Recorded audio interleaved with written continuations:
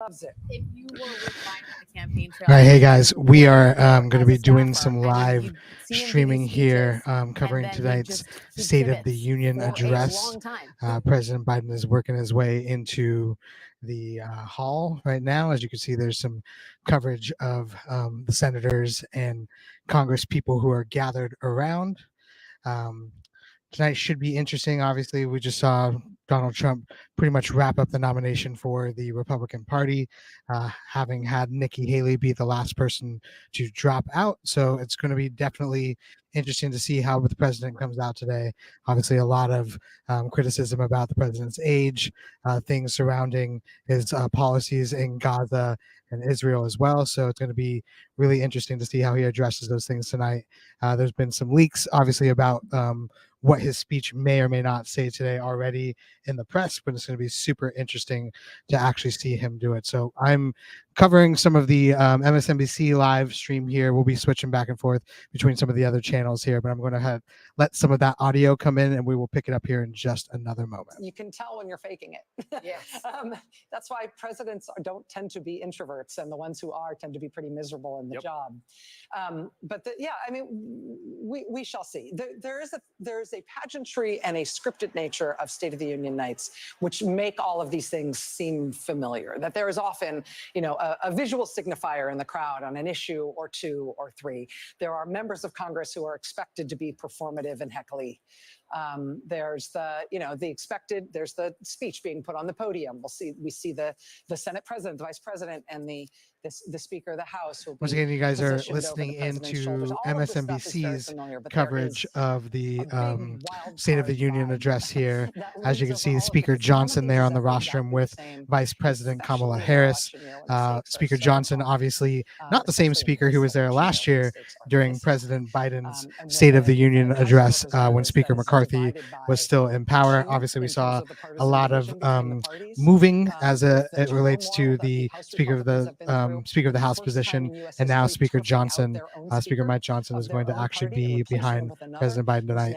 So you can see there it's Senator Rick Scott out of Florida, as well as the Chief Justice John Roberts speaking together. There's been some rumor that that Rick Scott there out of Florida may be trying to get into the race as a majority leader in the Senate as the Republicans look to replace Mitch McConnell, who just recently announced that he's planning on stepping back from the Republican leader position. A couple shots there of Congressman Matt Gaetz, as well as Tim Burchett. I think can manifest in some ways as sort of. You see Ronnie Jackson, who I'm pretty sure used to be the official doctor for President Trump when he was still in office. You see Neil Gorsuch from the Supreme Court. It's also eerie, kind of. I'm going to go ahead and kick it back over to MSNBC's coverage here for a couple of minutes. And like I said, we'll pick it back up as we get closer. 2021. Yeah, good point, and to Joy. see it seem so sort of ordinary again and sort of behaving in its traditional way that we all, the politics nerds, have been watching it for, the decades of our lives, and we've been nerding out on it. But it's just changed the vibe of looking at that room. There's something eerie about it to me, that it's returned to this normalcy when it was a space of such violence and fear. And I think about those members and their staffs hiding under their desks and terrified, running out of there and figuring out where to hide, where their safe rooms were, where their panic buttons were. And, it returns to such normalcy. We're doing a normal thing. But we're doing a normal thing that precedes an election that decides, well, we'll ever get to do this again, where any of this will matter anymore. It's really eerie. Breaking in here to point out some of these buttons that you can see all the Republicans wearing. It says something about Biden and the border crisis. Not entirely sure exactly what it says, but you can see pretty much all of the members of the House from the Republican side seem to be wearing a similar campaign button. Election deniers. And if we can get a closer shot of that, I'll be sure to chime back in here as well. The Justice Kennedy shot is reminding me of one of the things that hangs over this election. It'll be interesting to hear if we hear about it. I think we will hear about judges. But of course, justices get to, well, unless fate intervenes, they get to retire when they want to retire, as long as their health obtains. Justice Kennedy clearly waiting until he had a Republican office to hand that seat over to Donald Trump to fill. A Republican. Specifically, so it would be Brett Kavanaugh. Specifically, so it would be Brett Kavanaugh, his former clerk. There are two Republican appointees on that court who are over the age of 71 or 72, and Alito and Clarence Thomas, the two that are not there.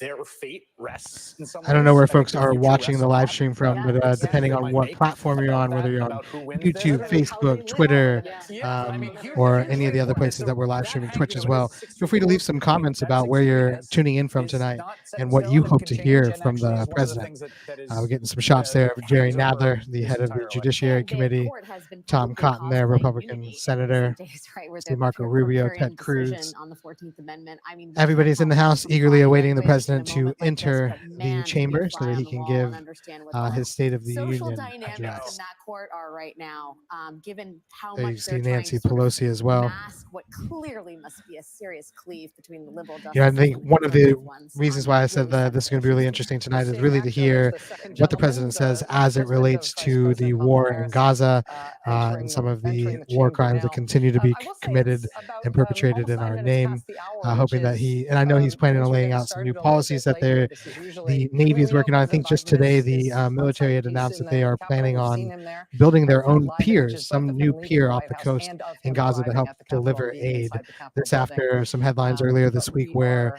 are. the U.S. military had actually I done just some want to say that it's not a aid superpower. drops I think that's important. in Gaza to make sure as aid has been cut off and as people have been, frankly slaughtered going to the food trucks to try to get assistance, the United States has finally begun doing airdrops while still seemingly openly supporting Netanyahu and not fully calling him out. So it'll be interesting to see what the president says tonight. That's one of the things I'm certainly looking for. As I said earlier, it being an election year, this is technically not supposed to be a political speech, but we definitely expect the president to lay out a lot of the accomplishments that have happened over the last couple of years during his administration. And so expect to see him call those out and really forcefully make a case for why he and the Democrats have been doing a really great job. And if we were to send more Democrats to office, why he can expect to see more of those policies in place. There you see the First Lady Joe Biden entering the chamber. Leader Steny Hoyer. The showcase of the. I kick it back over to MSNBC for a couple minutes here.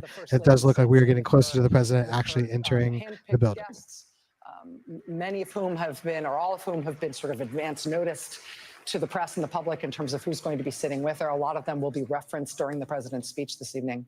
The signal here is that this is getting close to beginning. Mr. Speaker, the President's Cabinet.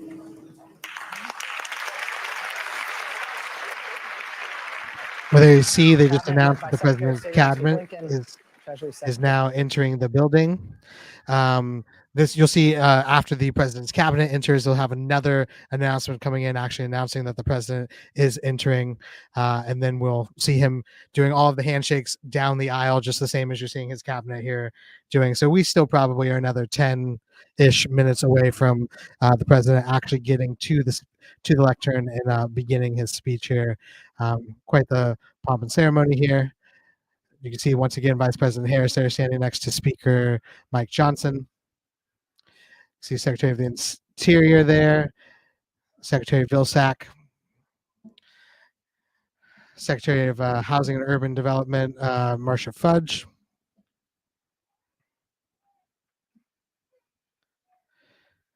One of the other things I'm going to be looking for today and why I'm doing the live stream as well is hoping to hear that the president will say something related to cannabis reform and marijuana reform. You probably have saw over the last couple of years, he's had some big announcements around some proposed pardons, which were a big deal. He also had called on his Health and Human Services Secretary to do a review of cannabis's federal scheduling, which means where it sits in terms of how it is regulated at the federal level. So the HHS did their review process and come out and recommended that marijuana be moved to Schedule 3.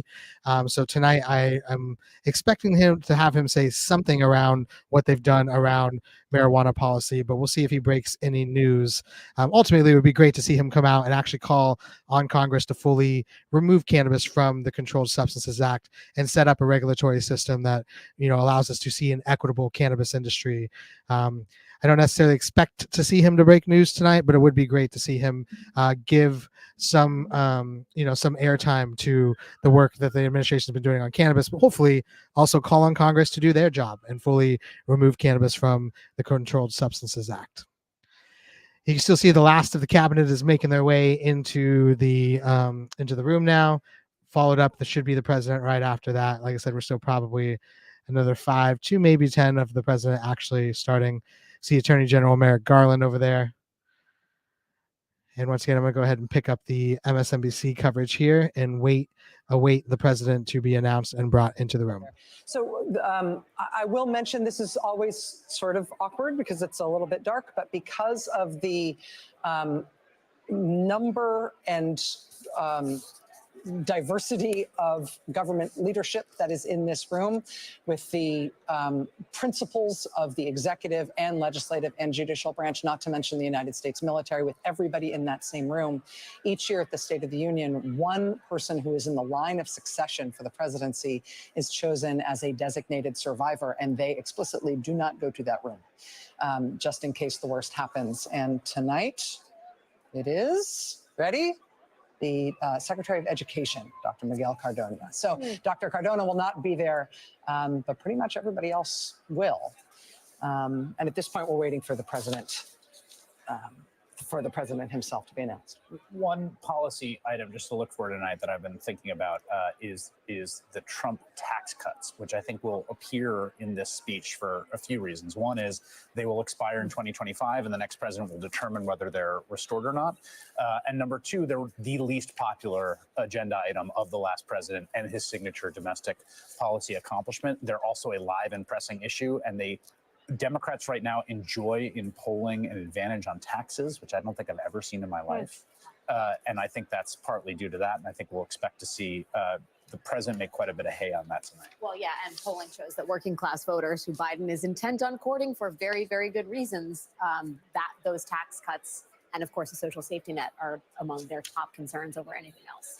A number of the people who are going to be sitting in the First Lady's box with Dr. Jill Biden are people who are there to highlight the issue of healthcare, prescription drugs, the insulin price cap, and those matters, including a man with blood cancer who has one of the drugs that Senator Klobuchar was telling you about, Chris, just a few moments ago, one of the drugs that is targeted for the first round of Medicare being able to negotiate to bring down the price of prescription drugs. That is something that has been on the policy wish list in Washington for a generation, and Joe Biden finally got it done. He's been wanting to expand the number of drugs that are included on the negotiation list, and also to expand the benefits he's been able to achieve: the $35 insulin price cap, the overall annual cap on the amount you can spend on prescription drugs out of pocket. He wants to expand those things so that they don't just cover seniors on Medicare; they apply to everybody. And I think he'll make that case tonight with an exclamation point. It's so popular. I mean, it is more popular than almost anything else he has done. And this is why it's the perfect opportunity to talk about it, because this is when people are listening. Healthcare is also a contrast they're drawing on the campaign. So as much as this is not a political speech, this is an example where there will be the contrast with what Trump is presenting and what he is presenting, and something that's reflected on the campaign trail too. The parents there of Evan Gershkovich, the Wall Street Journal reporter we mentioned earlier, he's about a year now in Russia being held unjustly, and we expect that to be discussed this evening. Mr. Speaker, all right, here we go. The President of the United States. All right, there you go. President Biden is now making his way into the room. We will see him shake a lot of hands as he works his way down to the actual lectern to give his State of the Union. You can tell that people really vie for these seats to make sure that they get a chance to speak to the president as he's making his way down. Everybody doing some personal lobbying. It would be interesting to know what Tim Burchett here is saying. Tim Burchett, a Republican who is on the Oversight Committee and actually is one of the people who have been leading the charge on a lot of the UAP disclosure and the UAP oversight stuff. And for those uninitiated, UAP, unidentified aerial phenomenon, what people are now calling, or used to be called UFOs, but are now calling UAPs. So Tim Burchett, as you see there, who's been talking with the president, that's one of the things he's been leading on. So I'm curious what he got in the president's ear to say. He's gone approximately 4 inches. It's like old home week. This is,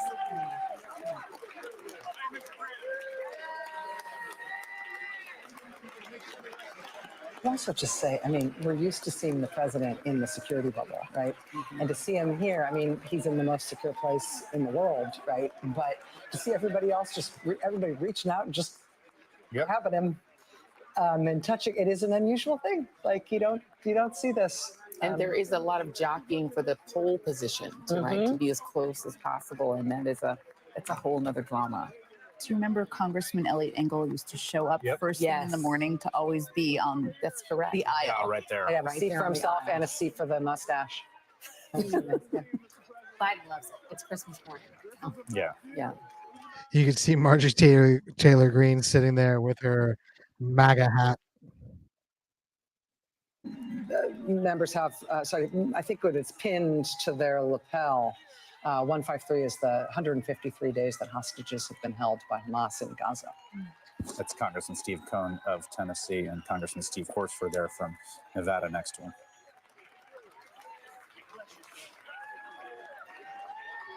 Congresswoman Barbara Lee. Isn't that on the left side of our screen? that is there? indeed. Yes.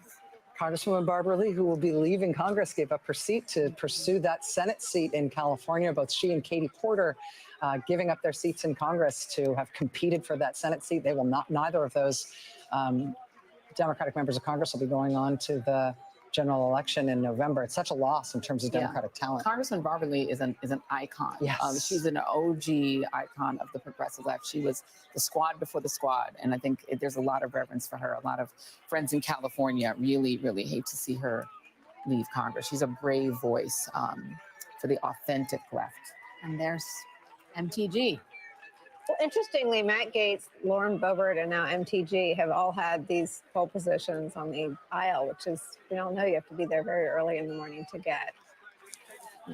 Yeah, she was photobombing clearly the trying to do some president. confrontation thing with Yeah, him. I'm yeah, not sure. yeah. I'm not sure it worked. You saw Representative Al Green there, and I believe he's the one who came off of his hospital bed to make sure that he was going to cast an important vote. Claire McCaskill is still with us. Claire, is there? Taking a selfie. I love it. I just have to ask you about the hat. Isn't there a rule? Yeah, I'm really surprised that she is not being asked to remove that hat. It makes me think that Speaker Johnson is really afraid of her. Because there's a rule. Are you saying there's a strict rule, no hats for any reason, and the floor of the house? Especially a hat that is. I mean, I'm not aware of any time a hat is allowed on the floor of the Senate. Now, I am not as familiar with the House rules, but you could never wear a hat on the floor of the Senate. Right. So I'm not sure, other than if the speaker just doesn't want to have the sergeant at arms tell her to remove it, because well, if he did, they'd probably remove him from speaker tomorrow, right? She'd file the motion. Although the sergeant at arms is busy right now, basically trying to yank President Biden a few more inches down the aisle, since he's still nowhere near the dais, as far as I can tell. He's enjoying the going slide. way too slowly. Yeah, Senator Gillibrand there. He's going to talk to every single person in that room. And he's look, he's fired up about it. He's enjoying it. The hat is an incredibly tacky choice by somebody who it shouldn't be surprising at this point. There's nothing that she does that's surprising, but it's so beneath the dignity of the office that she holds, regardless of, the QAnon stuff and all of that. She's a member of the United States Congress. At some point, one would think you would aspire to have a minimal amount of dignity in your presentation. But she has no such aspiration. pretend it's a Trump 2020 hat. I'm just saying, if you're going to break the rules, Go forward, be forward thinking. just He's now taking the pictures for them. We've moved from selfies. Can you He stand likes to still? take selfies. Here's Marsha Yeah. Fudge. It's sometimes easier, you think, right? Like, because people get nervous when they see Yeah, you or whatever, so exactly. they fumble Yeah. with it. He's It's like, I'll easier do to it. do I got long arms, I'll do it. Yeah. He loves to call people's family members. So if he I was does just that, waiting for make a him to call? make a call.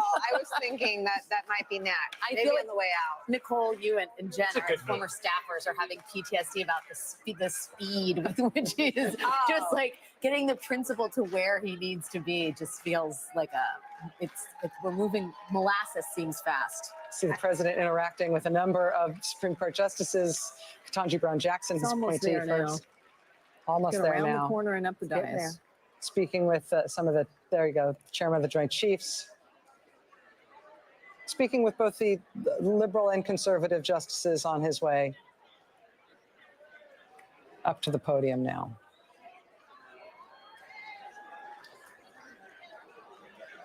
I'm guessing, I mean, Jen, you know the answer. I'm guessing this pumps him up. yes, Yeah. this pumps him up. And if you're sitting in the White House right now, you're thrilled by this because we're all here watching it and talking about it. All right, guys, if you are tuning in, you are Shows him a catching person the who's live stream here for characterized as somebody KalikoVision. that We will are be in the Democratic checking in with some of the live stream here from MSNBC as they cover President Biden in tonight's State of the Union address here in 2024.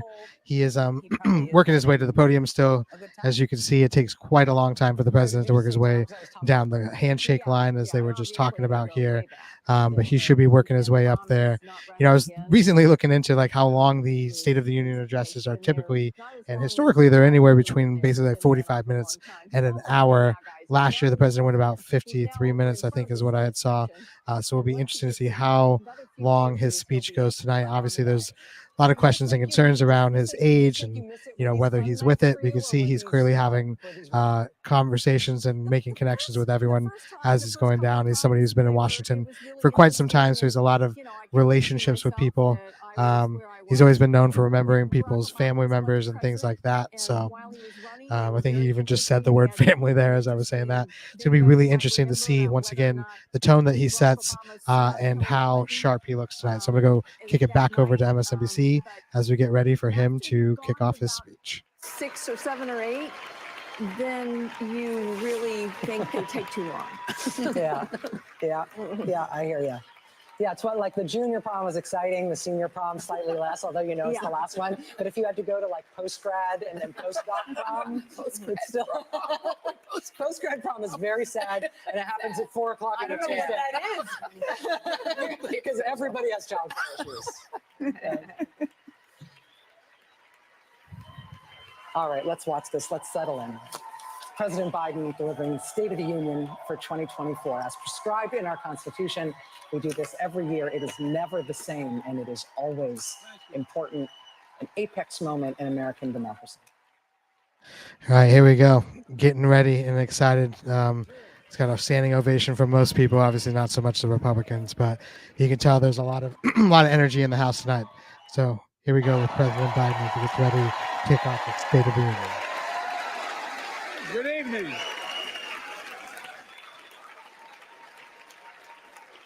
Good evening.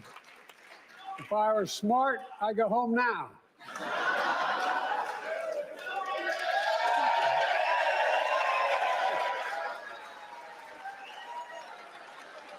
Mr. Speaker, Madam Vice President, members of Congress, my fellow Americans, in January 1941, Franklin Roosevelt came to this chamber to speak to the nation, and he said, I address you at a moment unprecedented in the history of the Union.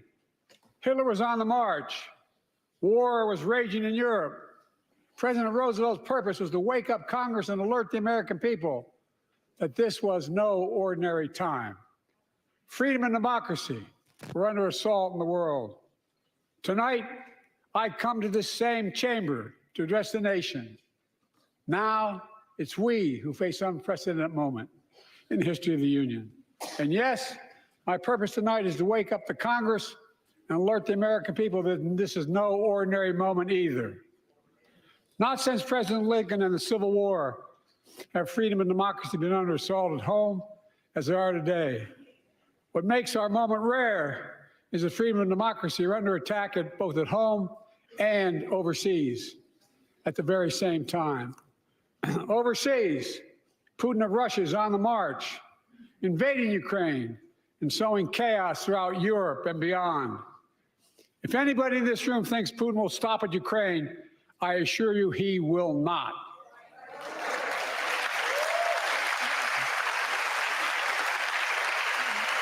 But Ukraine can stop Putin. Ukraine can stop Putin if we stand with Ukraine and provide the weapons that needs to defend itself.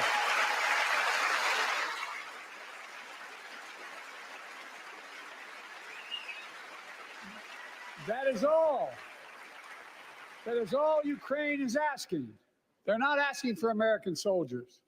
In fact, there are no American soldiers at war in Ukraine, and I'm determined to keep it that way.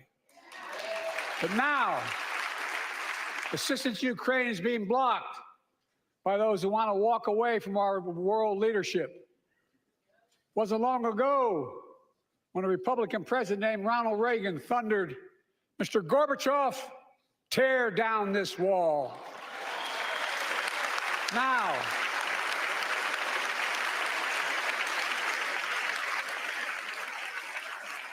Now my predecessor, a former Republican president, tells Putin, quote, "Do whatever the hell you want."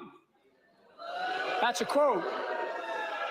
A former president actually said that, bowing down to a Russian leader. I think it's outrageous, it's dangerous, and it's unacceptable.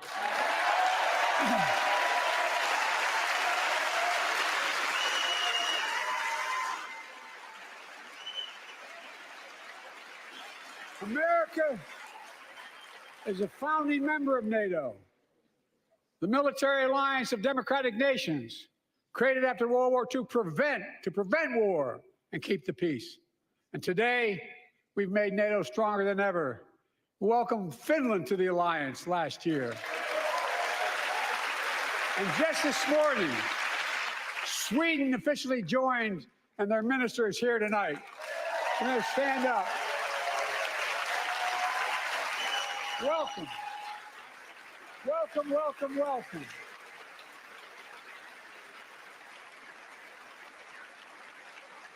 And they know how to fight.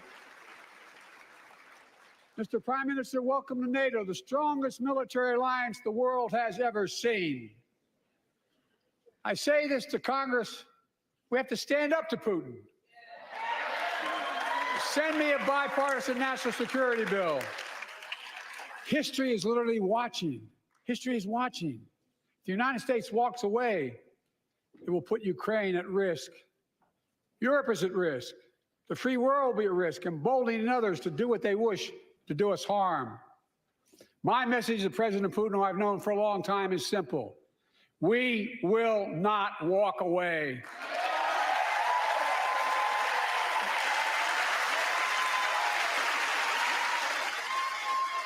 We will not bow down.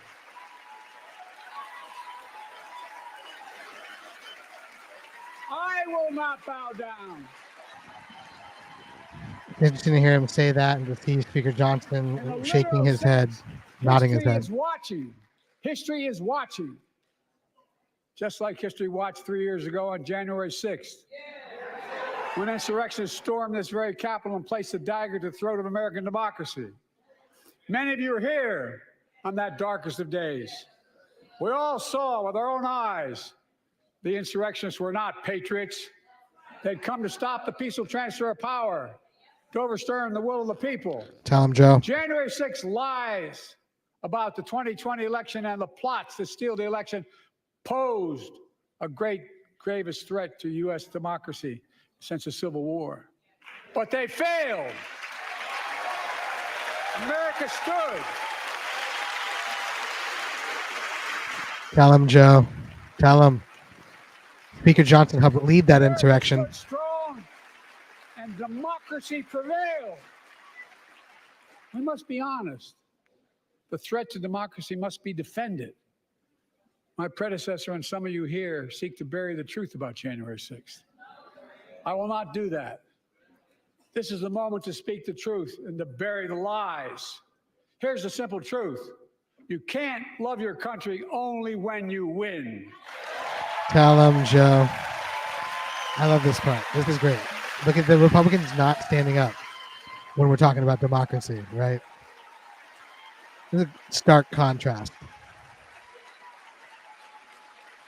That you can't only love your country when you win, and none of them Since stand. being elected to office, I ask all of you, without regard to party, to join together and defend democracy.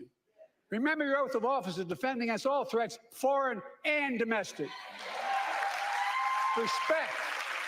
Respect free and fair elections, restore trust in our institutions, and make clear political violence has absolutely no place in America, zero place. Will the Republicans stand for no political violence? Again, The ones who talk a lot of shit about Antifa, saying that they were the violent ones. it's not hyperbole to suggest history is watching.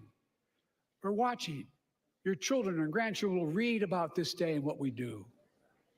History is watching another assault on freedom.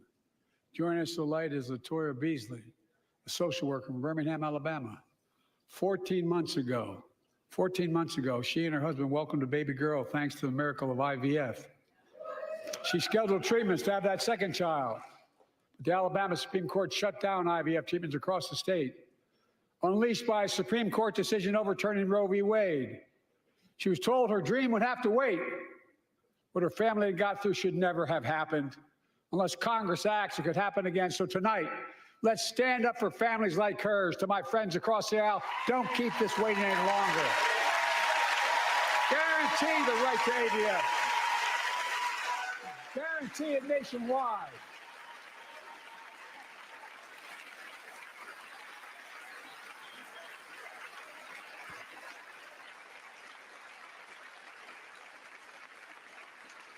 Like most Americans, I believe Roe v. Wade got it right. I thank Vice President Harris for being an incredible leader, defending reproductive freedom, and so much more.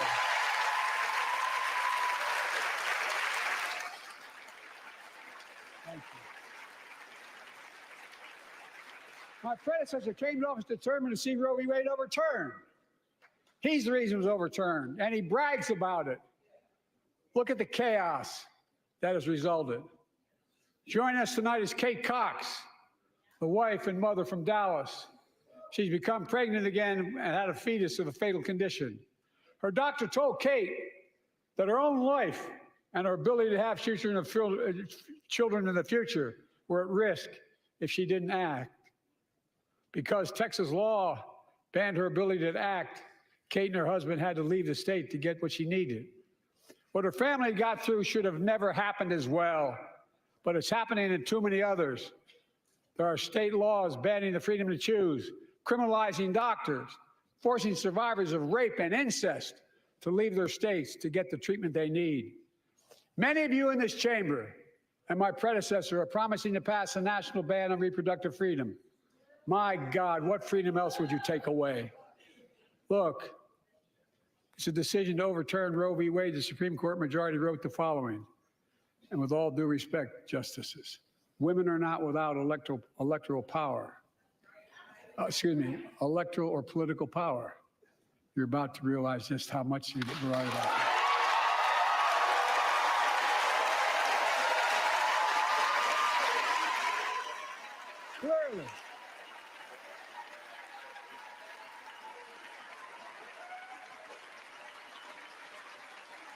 Clearly. Those bragging about overturning Roe v. Wade have no clue about the power of women. But they found out when reproductive freedom was on the ballot. We won in 2022 and 2020, and we'll win again in 2024.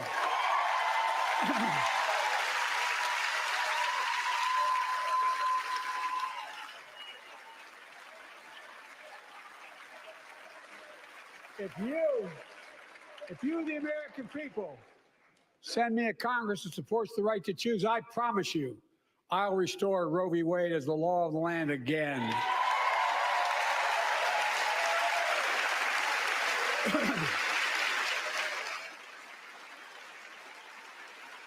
Folks, America cannot go back.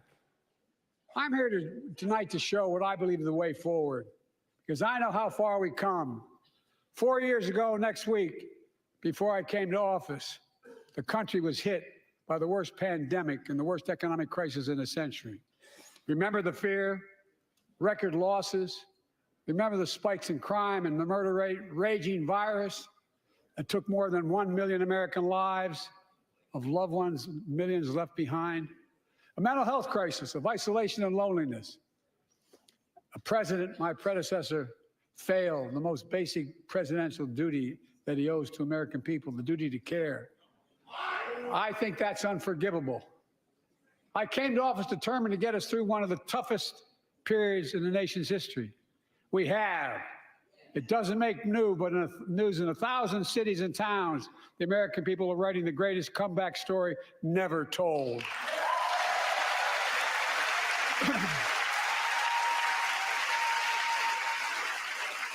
So let's tell the story here. Tell it here and now. America's comeback is building the future of American possibilities, building an economy from the middle out and the bottom up, not the top down. Investing in all America, in all Americans, to make sure everyone has a fair shot, and we leave no one behind. The pandemic no longer controls our lives. The vaccines that saved us from COVID are now being used to beat cancer, turning setback into comeback. That's what America does. That's what America does.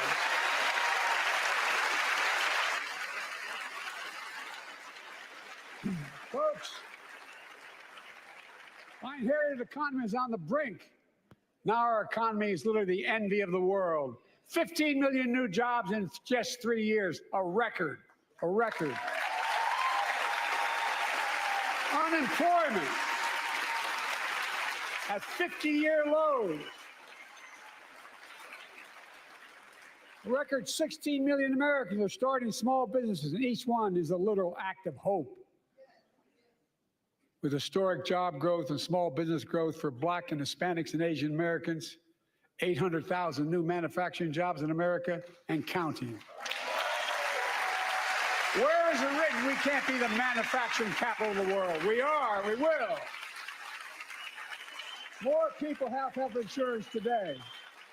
More people have health insurance today than ever before. The racial wealth gap is as small as it's been in 20 years. Wages keep going up, inflation keeps coming down. Inflation has dropped from 9% to 3%, the lowest in the world and tending lower.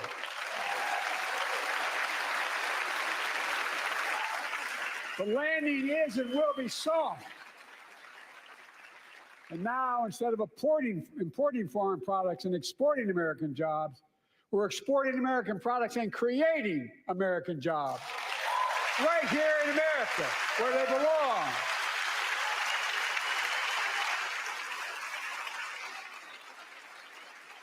And it takes time, but the American people are beginning to feel it. Consumer studies show consumer confidence is soaring.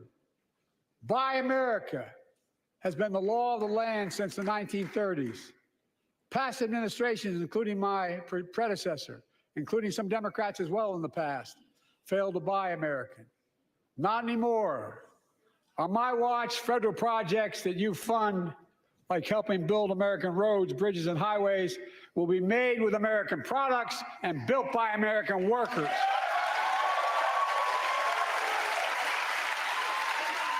Creating good-paying American jobs.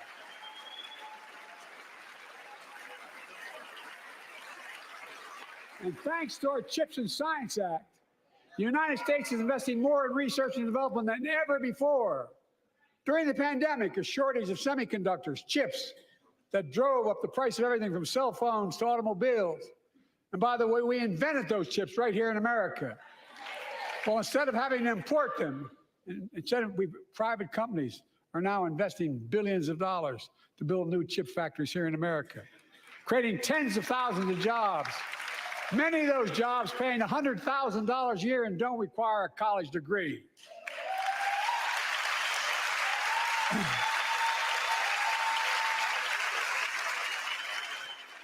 In fact, My policies have attracted $650 billion in private sector investment in clean energy, advanced manufacturing, creating tens of thousands of jobs here in America.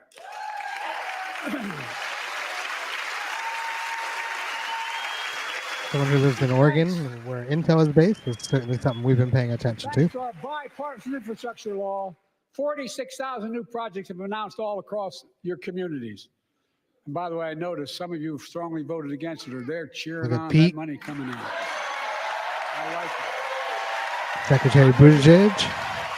I'm with you. Secretary Pete's been making his way across the country, throwing out that money. Money in your district, just let me know. Modernize our roads and bridges, ports and airports, public transit systems. Removing poisonous lead pipes so every child can drink clean water without risk of brain damage.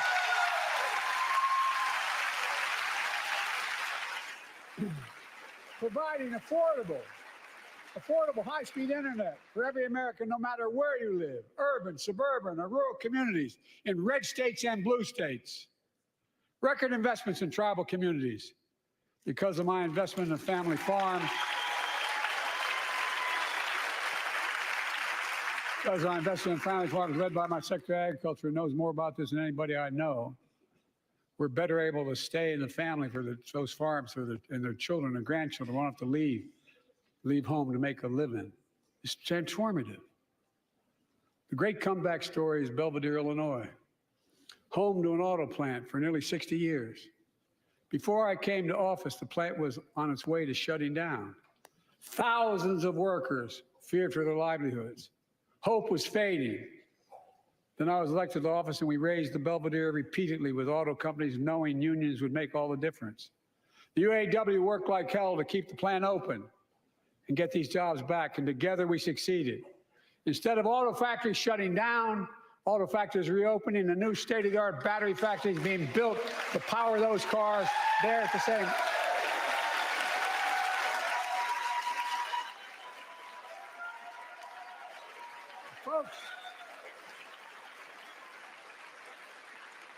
The folks at Belvedere, I say, instead of your town being left behind, your community is moving forward again. Because instead of watching auto jobs of the future go overseas, 4,000 union jobs with higher wages are building the future in Belvedere right here in America.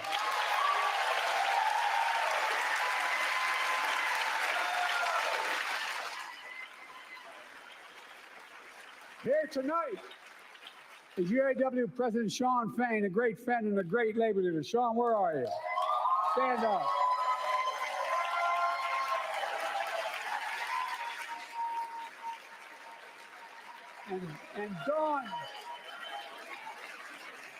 And Dawn Sims, a third-generation worker, UAW worker at Belvedere.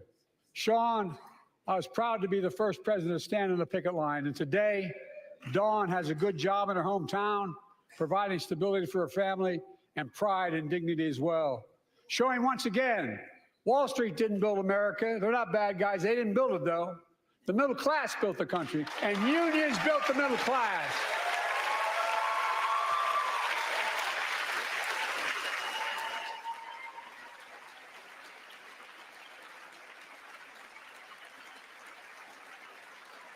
I say to the American people, when America gets knocked down, we get back up.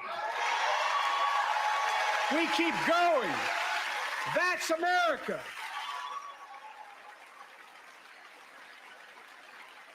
That's you, the American people. It's because of you America's coming back. It's because of you our future is bright. It's because of you that tonight we can proudly say the state of our union is strong and getting stronger.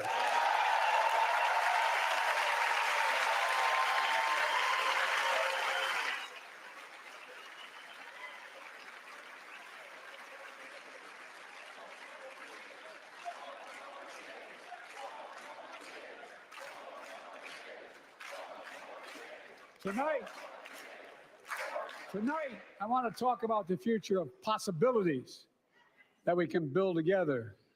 A future where the days of trickle-down economics are over, And the wealthy and the biggest corporations no longer get all the tax breaks. And by the way, I understand corporations. I come from a state that has more corporations invested than every one of your states in the United States combined. And I represented it for 36 years. I'm not anti-corporation, but I grew up in a home where trickle-down economics didn't put much on my dad's kitchen table. That's why I determined to turn things around so middle class does well. When they do well, the poor go way up and the wealthy still do very well. We all do well. And there's more to do to make sure you're feeling the benefits of all we're doing. Americans pay more for prescription drugs than anywhere in the world. It's wrong, and I'm ending it.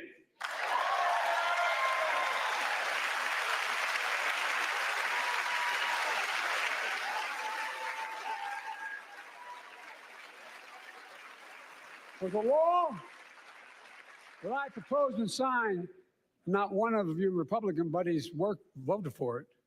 We finally beat Big Pharma. Instead of paying $400 a month or thereabouts for insulin with diabetes, and it only costs $10 to make, they only get paid $35 a month now and still make a healthy profit. And I want to, but what to do next?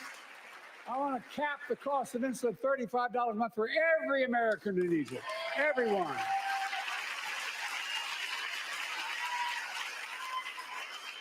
For years, people have talked about it, but finally we got it done and gave Medicare the power to negotiate lower prices on prescription drugs, just like the VA is able to do for veterans. That's not just saving seniors money, it's saving taxpayers money. We cut the federal deficit by $160 billion. Because Medicare will no longer have to pay those exorbitant prices to Big Pharma. This year, Medicare is negotiating lower prices for some of the costliest drugs on the market that treat everything from heart disease to arthritis. It's now time to go further and give Medicare the power to negotiate lower prices for 500 different drugs over the next decade. They're making a lot of money, guys. And they'll still be extremely profitable. They'll not only save lives, it will save taxpayers another $200 billion. Starting next year, the same law caps total prescription drug costs for seniors on Medicare at $2,000 a year, even for expensive cancer drugs that cost $10,000, $12,000, $15,000. Now I want to cap prescription drug costs at $2,000 a year for everyone. Folks,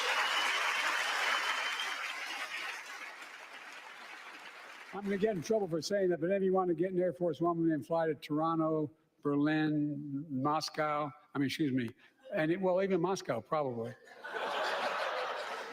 And bring your prescription with you, and I promise you I'll get it for you for 40% the cost you're paying now. Same company, same drug, same place.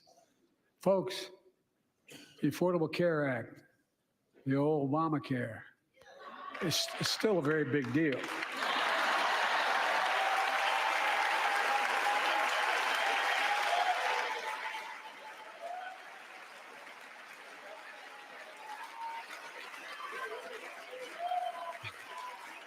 Over 100 million of you can no longer be denied health insurance because of pre-existing condition.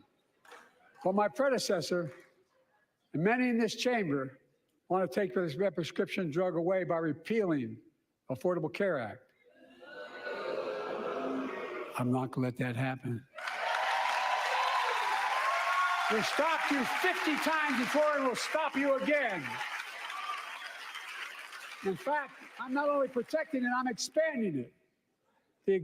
We enacted tax credits of $800 per person per year, reduce health care costs for millions of working families. That tax credit expires next year. I want to make that savings permanent.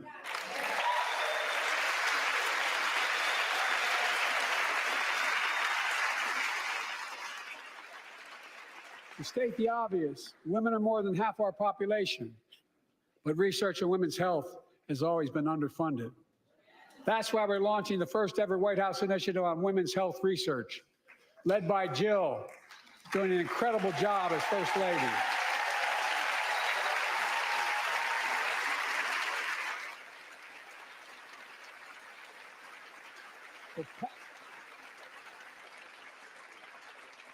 Will pass my plan for $12 billion to transfer women's health research and benefit millions of lives all across America. I know the cost of housing is so important to you. If inflation keeps coming down, mortgage rates will come down as well, and the Fed acknowledges that. But I'm not waiting. I want to provide an annual tax credit that will give Americans $400 a month for the next 2 years as mortgage rates come down, to put toward their mortgages when they buy their first home or trade up for a little more space. Just for 2 years.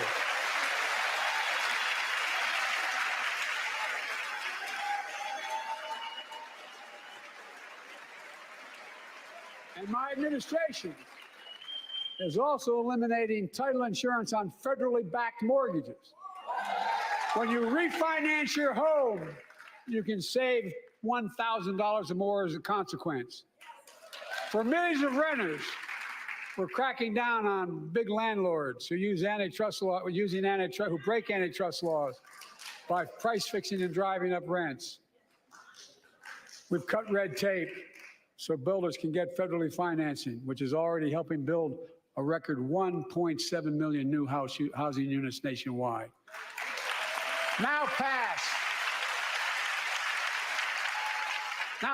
and build and renovate 2 million affordable homes and bring those rents down.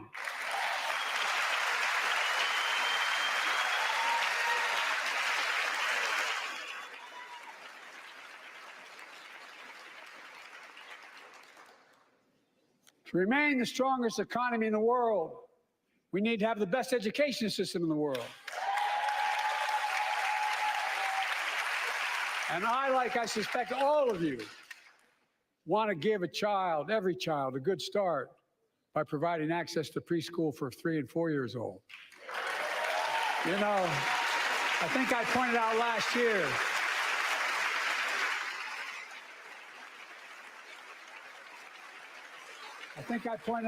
year, that children coming from broken homes where there's no books, they're not read to, not spoken to very often, start school, kindergarten, or first grade, having heard 1 million fewer words spoken. Well, studies show that children who go to preschool are nearly 50% more likely to finish high school, go on to earn a 2- and 4-year degree, no matter what their background is.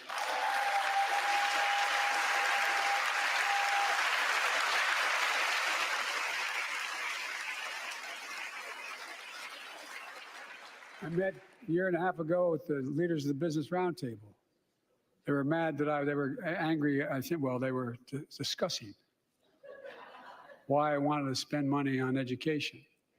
I pointed out to them as vice president, I met with over 182 of those folks. Don't hold me to the exact number.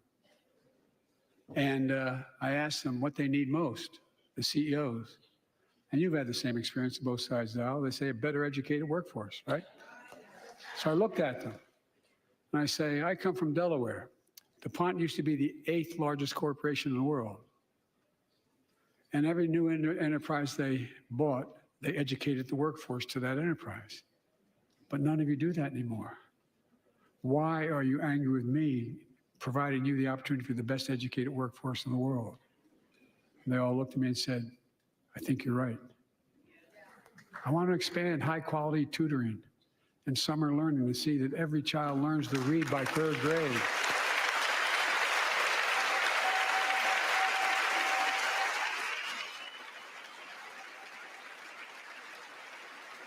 I'm also connecting local businesses and high schools so students get hands-on experience and a path to good-paying job, whether or not they go to college. And I want to make sure the college is more affordable. Let's continue increasing the Pell Grants to working and middle-class families and increase record investments in HBCUs and minority-serving institutions, including Hispanic institutions.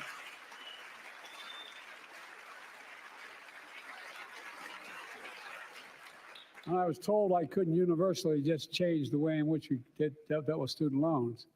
I fixed 2 student loan programs that already existed to reduce the burden of student debt for nearly 4 million Americans, including nurses, firefighters, and others in public service. Like Keenan Jones, a public educator from Minnesota, who's here with us tonight. Keenan, where are you? Keenan, thank you. He's educated hundreds of students so they can go to college. Now he's able to help, after debt forgiveness, get his own daughter to college.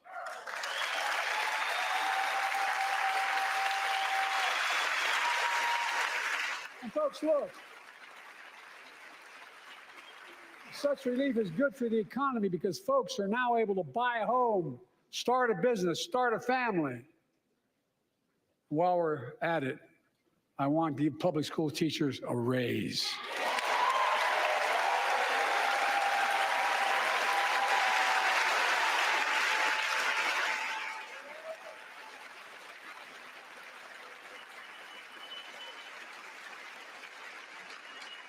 And by the way, the first couple of years, we cut the deficit. Now, let me speak to the question of fundamental fairness for all Americans. I've been delivering real results in fiscally responsible ways. We've already cut the federal deficit. We've already cut the federal deficit over $1 trillion. I signed the bipartisan deal to cut another $1 trillion in the next decade. It's my goal to cut the federal deficit another $3 trillion by making big corporations and very wealthy finally beginning to pay their fair share.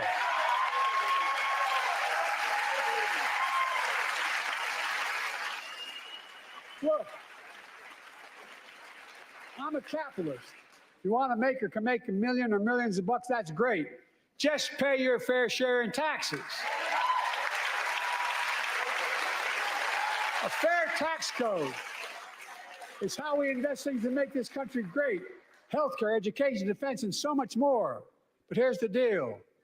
The last administration enacted a $2 trillion tax cut, overwhelmingly benefit the top 1%, the very wealthy and the biggest corporations, and exploded the federal deficit.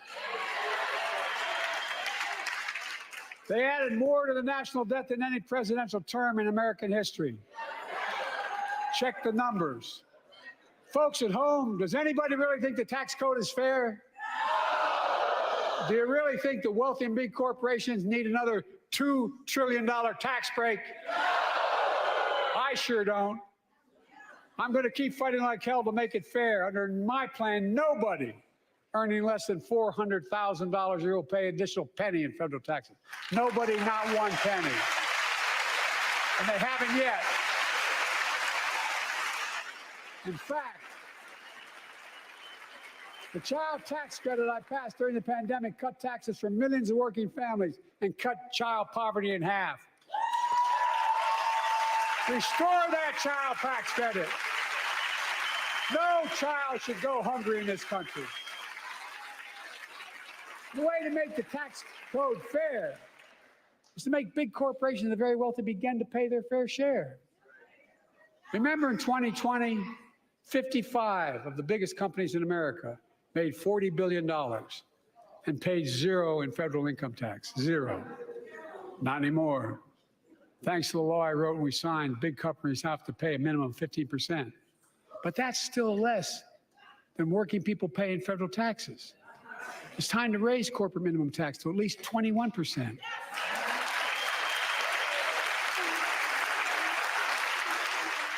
So every big corporation finally begins to pay their fair share. I also want to end tax breaks for big pharma, big oil, private jets, massive executive pay when it's only supposed to be $1 million that can be deducted. They can pay them $20 million if they want, but deduct $1 million. End it now. You know, there are 1,000 billionaires in America. You know what the average federal tax is for those billionaires? No. They're making great sacrifices, 8.2%. That's far less than the vast majority of Americans pay. No billionaire should pay a lower federal tax rate than a teacher, a sanitation worker, or a nurse.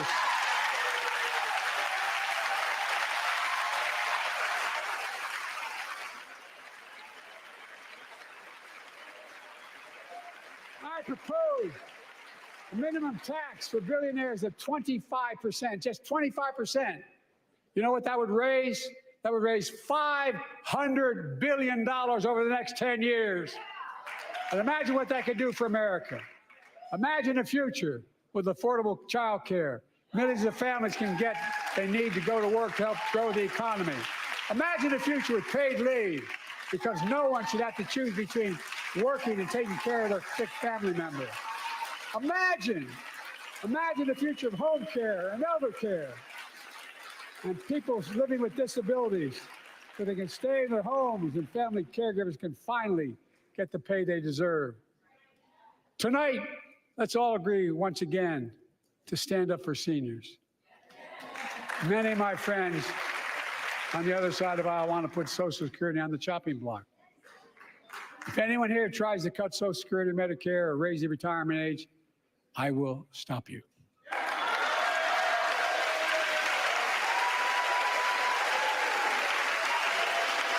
The working people who built this country pay more into Social Security than millionaires and billionaires do. It's not fair. We have two ways to go. Republicans can cut Social Security and give more tax breaks to the wealthy. That's the proposal. Oh no, you guys don't want another $2 trillion tax cut? I kind of thought that's what your plan was. Well, that's good to hear. You're not going to cut another $2 trillion for the super wealth. That's good to hear. I'll protect and strengthen Social Security and make the wealthy pay their fair share. Look,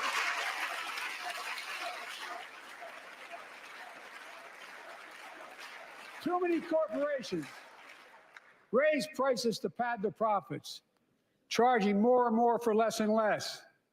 That's why we're cracking down on corporations engaged in price gouging and deceptive pricing, from food to healthcare to housing.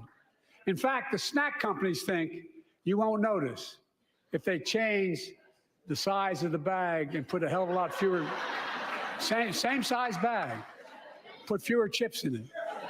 No, I'm not joking. It's called shrinkflation. Pass Bobby Casey's bill and stop this. I really mean it.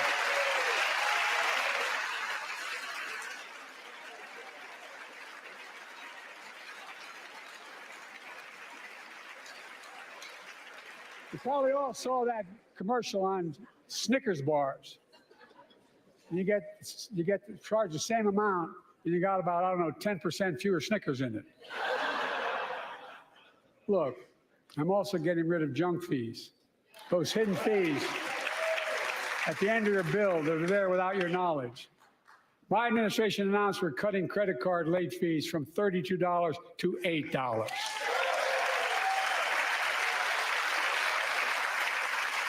Banks and credit card companies are allowed to charge what it costs them to instigate the collection. And that's more, a hell of a lot, like $8 and 30-some dollars.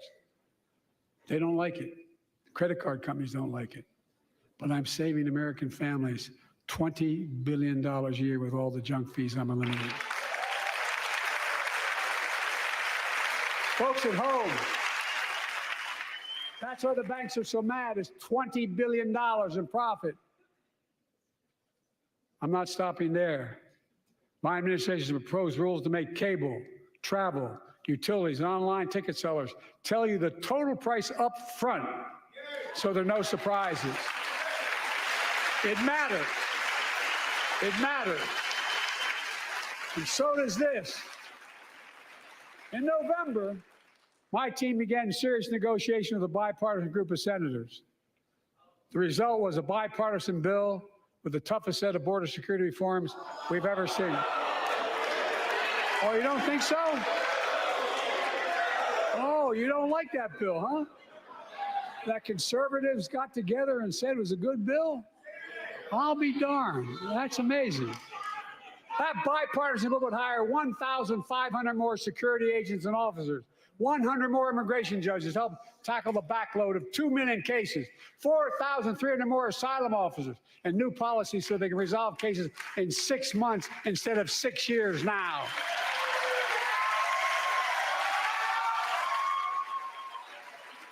What are you against? 100 more high-tech drug detection machines to significantly increase the ability to screen and stop vehicles smuggling fentanyl into America. That's killing thousands of children. This bill would save lives and bring order to the border.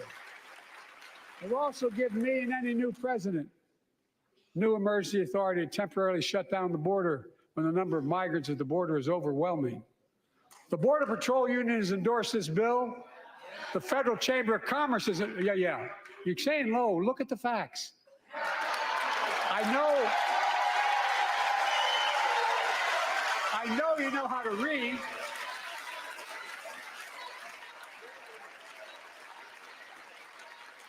I believe that given the opportunity for a majority in the House and Senate would endorse the bill as well, a majority right now. But unfortunately, politics has derailed this bill so far. I'm told my predecessor called members of Congress in the Senate to demand they block the bill. He feels political win, he viewed it as a political win for me and a political loser for him. It's not about him, it's not about me.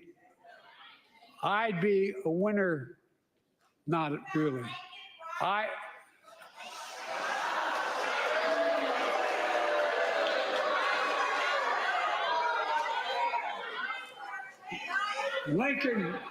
Lincoln Riley, an innocent young woman who was killed by an illegal.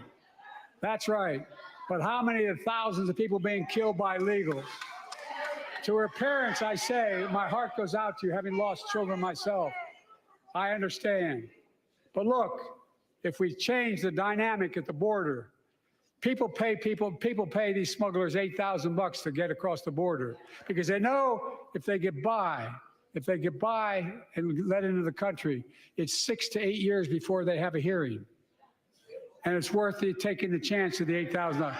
But if it's only 6 weeks, the idea is it's highly unlikely that people will pay that money and come all that way, knowing that they'll be able to be kicked out quickly. Folks, I would respectfully suggest my Republican friends owe it to the American people, get this bill done. We need to act now.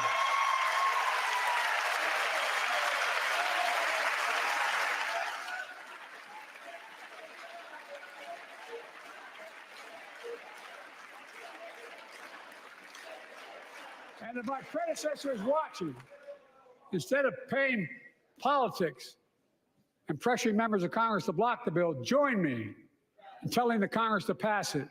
We can do it together, but that's what here's what he will not do. I will not demonize immigrants saying they are poison in the blood of our country. I will not separate families. I will not ban people because of their faith. Unlike my predecessor on my first day in office, I introduced a comprehensive bill to fix our immigration system. Take a look at it. It has all these and more. Secure the border. Provide a pathway to citizenship for dreamers, and so much more. But unlike my predecessor, I know who we are as Americans. We're the only nation in the world with a heart and soul that draws from old and new. Home to Native Americans, whose ancestors have been here for thousands of years. Home to people of from every place on earth. They came freely. Some came in chains. Some came when famine struck, like my ancestral family in Ireland. Some to flee persecution, to chase dreams that are impossible anywhere but here in America. That's America. And we all come from somewhere, but we're all Americans.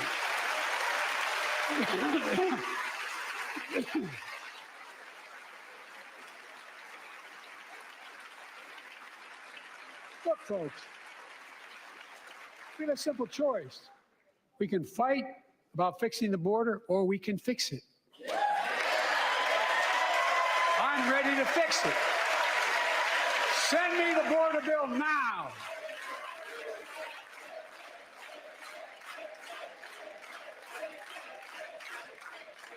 A transformational moment in history happened 59 years ago today.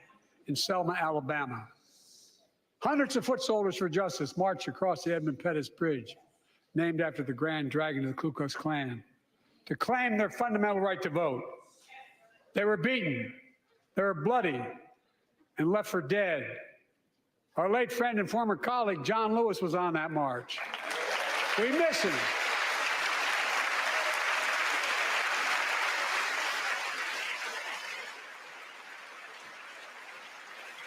But joining us tonight are other marchers, both in the gallery and on the floor, including Betty Mae Fikes, known as the voice of Selma. The daughter of gospel singers and preachers, she sang songs of prayer and protest on that bloody Sunday to help shake the nation's conscience. 5 months later, the Voting Rights Act passed and was signed into law.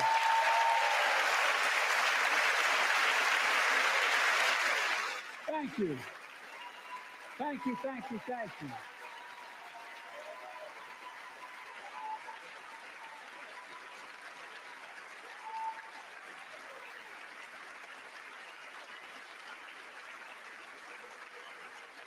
But 59 years later, there are forces taking us back in time. Voter suppression, election subversion, unlimited dark money, extreme gerrymandering. John Lewis is a great friend to many of us here. But if you truly want to honor him and all the heroes that marched with him, then it's time to do more than talk. Pass the Freedom to Vote Act, the John Lewis Voting Rights Act.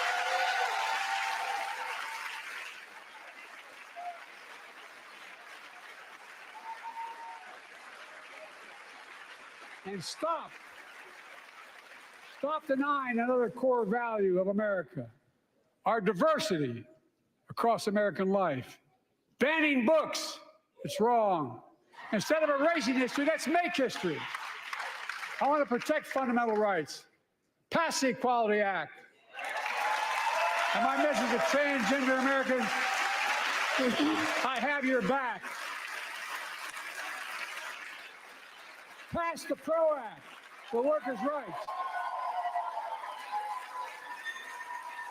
Raise the federal minimum wage, because every worker has a right to a decent living more than $7 an hour.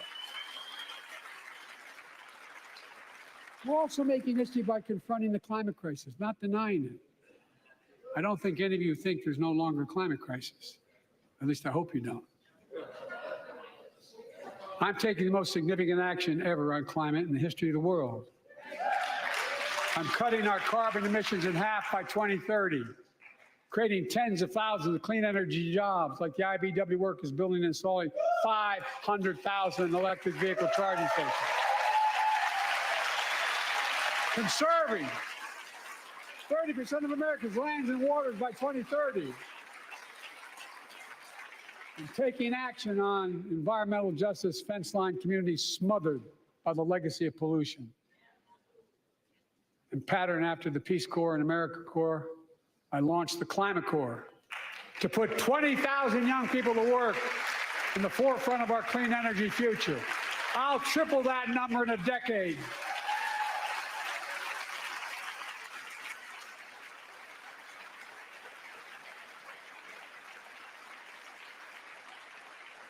To state the obvious, all Americans deserve the freedom to be safe.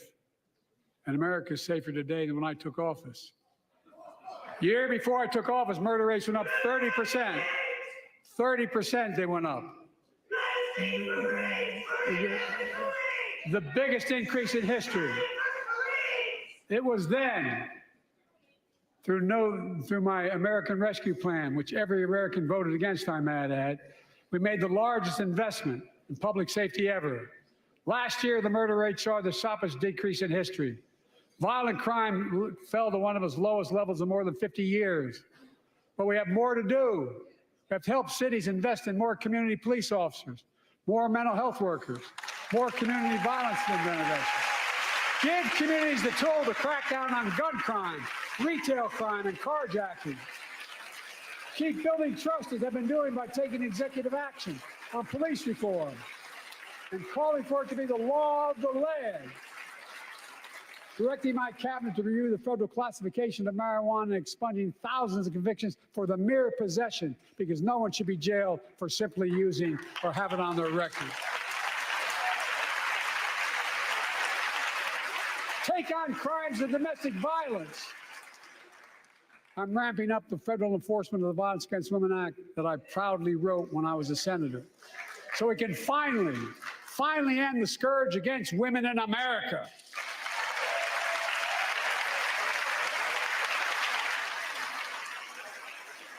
There are other kinds of violence I want to stop. With us tonight is Jasmine, whose 9-year-old sister Jackie was murdered with 21 classmates and teachers in elementary school in Uvalde, Texas. Very soon after that happened, Jill and I went to Uvalde for a couple of days. We spent hours and hours with each of the families. We heard their message, so everyone in this room, in this chamber, could hear the same message. The constant refrain, and I was there for hours meeting with every family. They said, do something. Do something. Well, I did do something by establishing the first ever Office of Gun Violence Prevention in the White House, that the Vice President is leading the charge. Thank you for doing it. Meanwhile,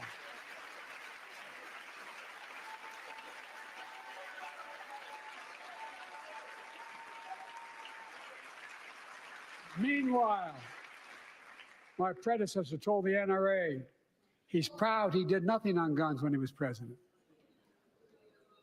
Oh.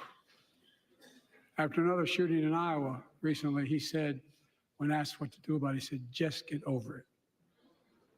There's his quote, just get over it. I say, stop it. Stop it, stop it, stop it.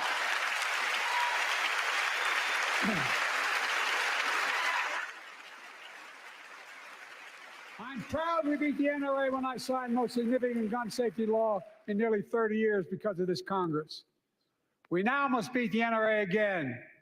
I'm demanding a ban on assault weapons and high-capacity magazines. Pass universal background checks. None of this. I taught the Second Amendment for 12 years. None of this violates the Second Amendment or vilifies responsible gun owners. You know, as we manage challenges at home, we're also managing crises abroad, including in the Middle East. I know the last 5 months have been gut-wrenching for so many people, for the Israeli people, for the Palestinian people, and so many here in America. This crisis began on October 7th with a massacre by a terrorist group called Hamas, as you all know. 1,200 innocent people, women and girls, men and boys, slaughtered after enduring sexual violence. The deadliest day for the Jewish people since the Holocaust, and 250 hostages taken. Here in this chamber tonight are families whose loved ones are still being held by Hamas. I pledge to all the families that we will not rest until we bring every one of your loved ones home. We also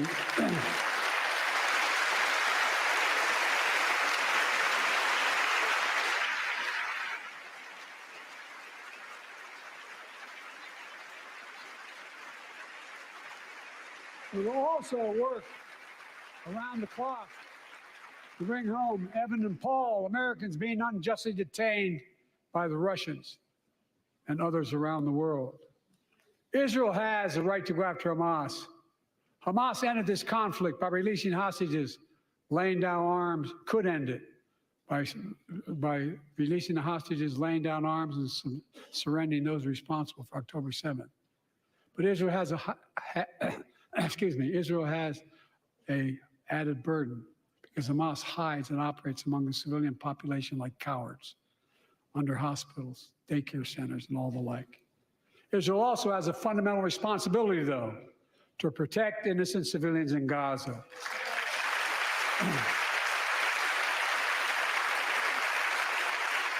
This war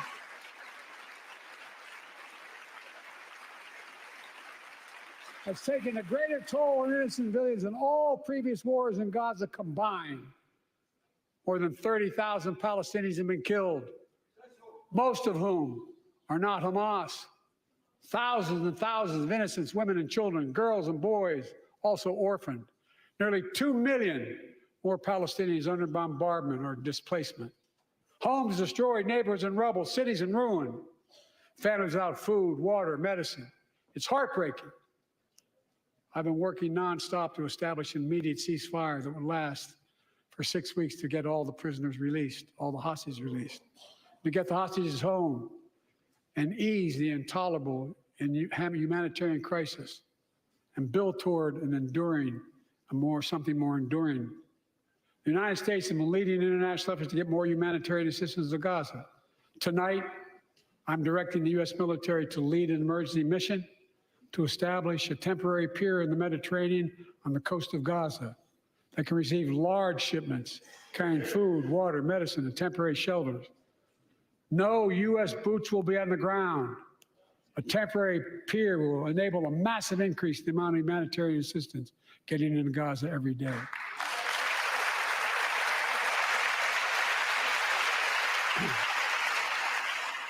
And Israel must do its part.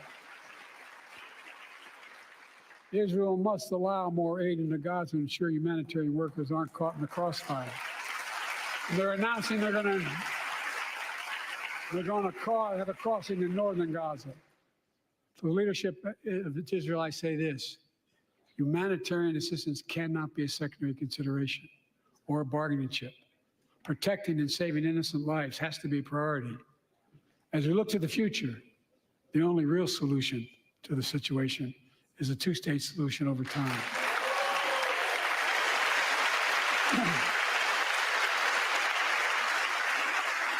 And I say this as a lifelong supporter of Israel. My entire career, no one has a stronger record with Israel than I do. I challenge any of you here. I'm the only American president to visit Israel in wartime. But there is no other path that guarantees Israel's security and democracy. There is no other path that guarantees that Palestinians can live in peace with peace and dignity. And there's no other path that guarantees peace between Israel and all of its neighbors, including Saudi Arabia, with whom I'm talking. Creating stability in the Middle East also means containing the threat posed by Iran. That's why I built a coalition of more than a dozen countries to defend international shipping and freedom of navigation in the Red Sea. I've ordered strikes to degrade the Houthi capability and defend U.S. forces in the region. As Commander-in-Chief, I will not hesitate to direct further measures to protect our people and our military personnel.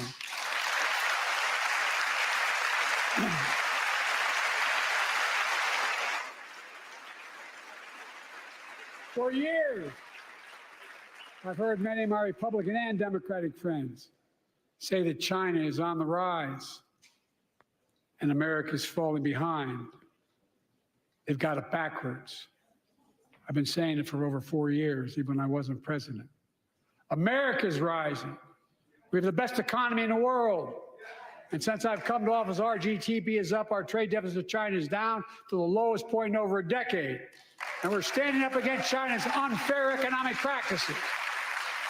We're standing up for peace and stability across the Taiwan Straits. I've revitalized our partnership and alliance in the Pacific. India, Australia, Japan, South Korea, Pacific Islands. I've made sure that the most advanced American technologies can't be used in China, not allowing to trade them there. Frankly, for all this tough talk on China, it never occurred to my predecessor to do any of that. I want competition with China, not conflict. And we're in a stronger position to win the conflict of the 21st century against China than anyone else, for that matter, than any time as well. Here at home, I've signed over 400 bipartisan bills. There's more to pass my unity agenda. Strengthen penalties on fentanyl trafficking. You don't want to do that, huh? Pass bipartisan privacy legislation to protect our children online. Harness the promise of AI to protect us from peril. Ban AI voice impersonations and more. and keep our truly sacred obligation to train and equip those we send into harm's way and care for them and their families when they come home and when they don't.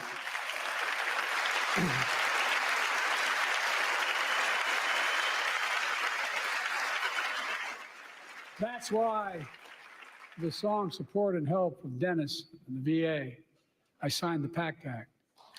One of the most significant laws ever, helping millions of veterans exposed to toxins who now are battling more than 100 different cancers.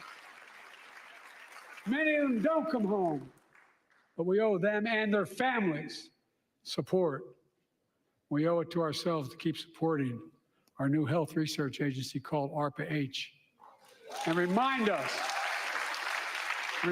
that we can do big things like end cancer as we know it, and we will.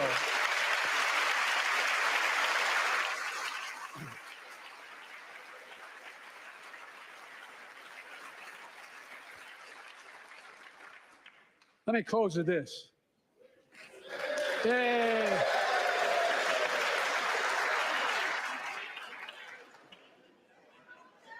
I know you don't want to hear any more, Lindsay, but I got to say a few more things. I know it may not look like it, but I've been around a while. When you get to be my age, certain things become clearer than ever. I know the American story. Again and again, I've seen the contest between competing forces in the battle for the soul of our nation. Between those who want to pull America back to the past and those who want to move America into the future. My lifetime has taught me to embrace freedom and democracy, a future based on core values that have defined America: honesty, decency, dignity, equality, to respect everyone, to give everyone a fair shot, to give hate no safe harbor. Now, other people my age see it differently. The American story of resentment, revenge, and retribution, that's not me. I was born amid World War II, when America stood for the freedom of the world. I grew up in Scranton, Pennsylvania, and Claymont, Delaware, among working-class people who built this country. I watched in horror as two of my heroes, like many of you did, Dr. King and Bobby Kennedy, were assassinated. And their legacies inspired me to pursue a career in service. I left the law firm and became a public defender because my city of Wilmington was the only city in America occupied by the National Guard after Dr. King was assassinated because of the riots. And I became a county councilman almost by accident. I got elected to the United States Senate when I had no intention of running at age 29. Then vice president to our first black president. Now president to the first women vice president.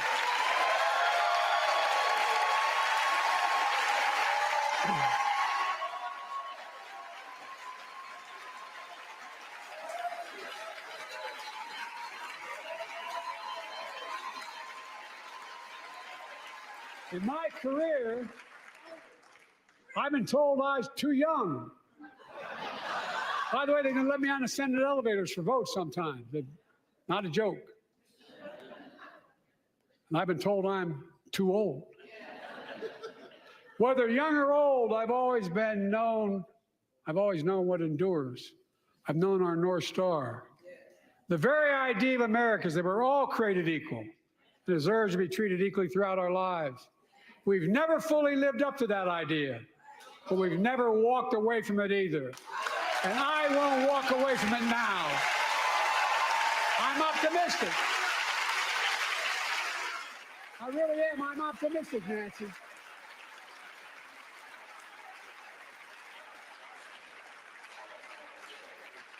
My fellow Americans,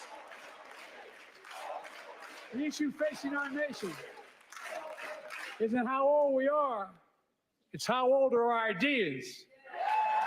Hate, anger, revenge, retribution are the oldest of ideas. But you can't lead America with ancient ideas that only take us back. You lead America, the land of possibilities. You need a vision for the future and what can and should be done. Tonight you've heard mine. I see a future where defending democracy you don't diminish it. I see a future where we restore the right to choose and protect our freedoms, not take them away.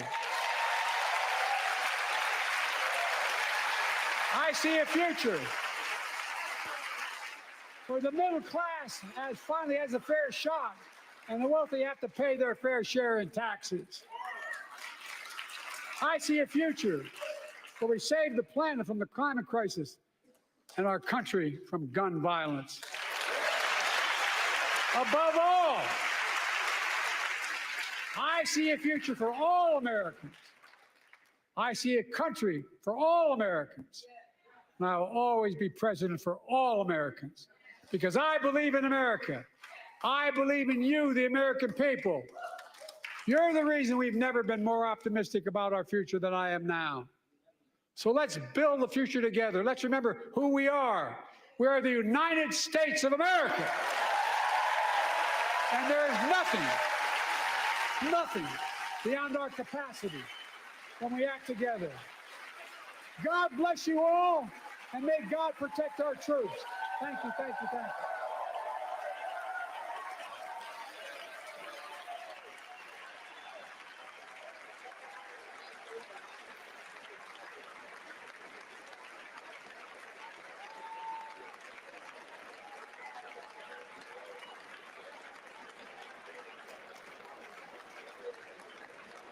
Well, there you have it.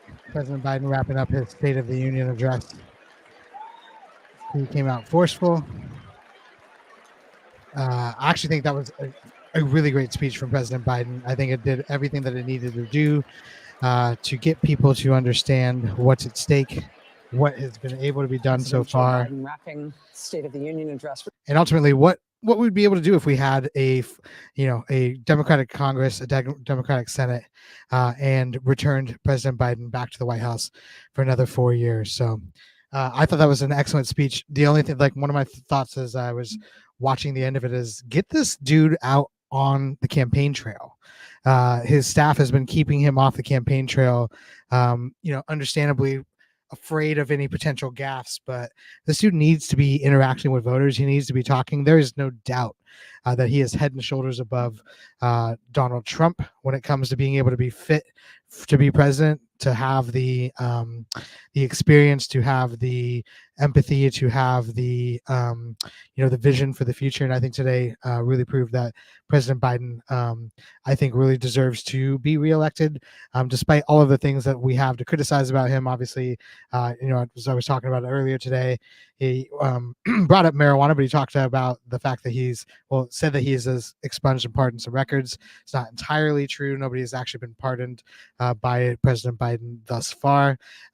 He has introduced or asked his HHS secretary to change the scheduling for marijuana, but he has not, in fact, decriminalized marijuana, which is part of his 2020 campaign promise. So, obviously there's a lot of criticism for President Biden for a host of issues, but I think tonight was very clear that he was able to make the case for what they've been able to do in this first term of his presidency and why he deserves a second term. I think it was super interesting to watch the Republican Congress not be willing to stand up for things like ending gun violence, like sending aid to Ukraine, like backing their own border bill that they had discussed and that they had negotiated. So super, once again, I think a great speech from the president. I think there's going to be plenty of criticisms, but I think it's been very clear that when we're looking at the State of the Union when Trump was leaving office in 2020 to what President Biden has been able to do